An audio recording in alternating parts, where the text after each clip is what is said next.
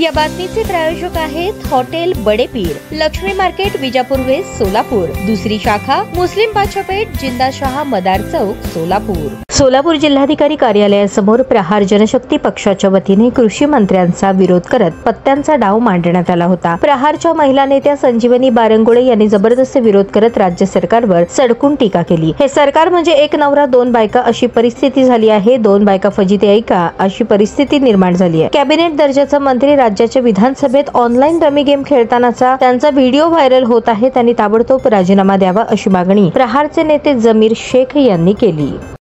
महाराष्ट्र राज्यातील कर्तव्य शून्य असणारा भामटा कृषी मंत्री माणिकराव कोकाटे हे भर विधानसभेमध्ये बसून पत्त्याचा डाव मांडला होता।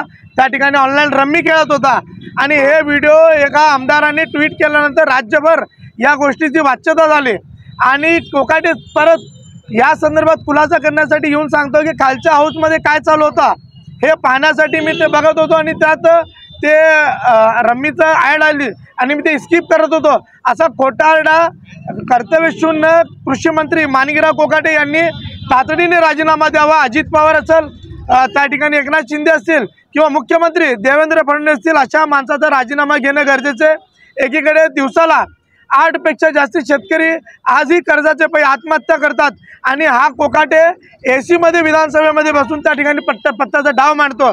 तर अशा व्यक्तीचा निषेध करण्यासाठी आज प्रहार जनशक्ती पक्ष, प्रहार शेतकरी संघटना, त्याचबरोबर प्रहार दिव्यांग क्रांती संघटनेच्या माध्यमातून सोलापुरात कोकाटेंचा निषेध करून या ठिकाणी आंदोलन करण्यात आलं। त्याचबरोबर लातूर येथे सुनील तटकरे यांच्या कार्यक्रमात छावा संघटनेचे पदाधिकारी निवेदन दिले असताना तेथील राष्ट्रवादीचे काही गुंडांनी त्या छावा संघटनेच्या पदाधिकाऱ्याला मारहाण करण्यात आली। त्या ठिकाणी कोणतरी सूरज चव्हाण नावाचा त्यांचा एक पदाधिकारी आहे, तो सुद्धा जोरात मारत होता। अरे तुझ्यात जर हिम्मत असेल तर ये सोलापूरला मारामारी कशी असते हे तुला आम्ही प्रहारच्या माध्यमातून दाखवून देऊ, पण शेतकरी पुत्राला जर कुणी हात लावला तर ते आम्ही त्याला सहन करणार नाही, त्याला जसं तसं उत्तर देऊ। आणि माणिकराव कोकाटेचा जोपर्यंत राजीनामा या राज्य सरकार घेणार नाही तोपर्यंत प्रहार आक्रमकपणे आंदोलन करण्यात येईल। आज या ठिकाणी जिल्हाधिकारी कार्यालयासमोर आम्ही पत्त्याचा डाव मांडला। येणाऱ्या काळात जर माणिकराव कोकाटेचा जर तुम्ही त्या ठिकाणी राजीनामा घेतला नाही तर माणिकराव कोकाटेच्या शासकीय निवासस्थानी हे पत्त्याचा डाव घेऊन जाऊन माणिकराव कोकाटे बरोबर या ठिकाणी जुगार आम्ही प्रहारच्या माध्यमातून त्याचा डाव मांडल्याशिवाय राहणार नाही एवढंच सांगतो। आणि पुन्हा एकदा सरकारने तातडीने या कर्तव्यशून्य भामट्याचा राजीनामा घ्यावा, अन्यथा प्रहार तुमच्याबरोबर गाठ प्रहारशी लक्षात ठेवा। नमस्कार, मी संजीवनीताई बारंगुळे, प्रहार संघटनेच्या सोलापूर जिल्हाध्यक्षा। आज आम्ही कलेक्टर कार्यालयासमोर आंदोलन करत आहोत। हे सर्वप्रथम बघा, दोन तोंडी मांडूळ रमी प्याव यार यांना म्हणायचं कोकाटे, ज्यांनी या भामट्याच्या हातामध्ये शेतकऱ्याचं सूत्र दिलं, शेतकऱ्याच्या हिताचं सूत्र दिलेला।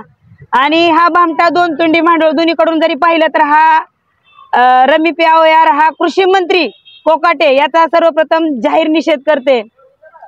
आज शेतकऱ्याबद्दल आज वेळोवेळी ठिकठिकाणाहून आपण बघतोय शेतकरी आत्महत्या आहेत, शेतकऱ्यांची कर्जमाफी होत नाही। वारंवार बच्चूभाऊ निवेदन, आंदोलन, उपोषण, निदर्शन करतात, परंतु आतापर्यंत या गेंड्याच्या कातडीच्या सरकारला जाग आली नाही। हे सरकार काम नेमकं करतं तरी काय?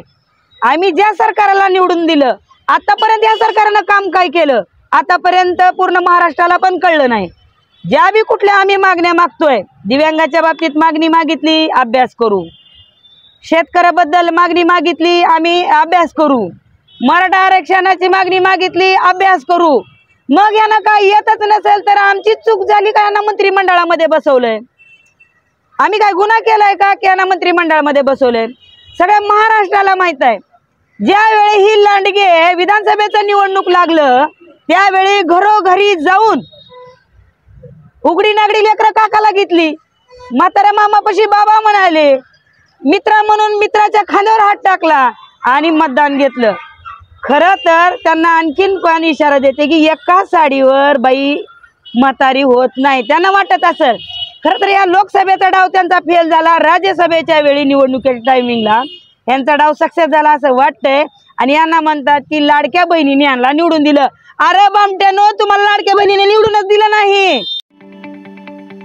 ताज्या बातम्या पाहण्यासाठी प्राईम महाराष्ट्र न्यूज चॅनलला सबस्क्राईब करा.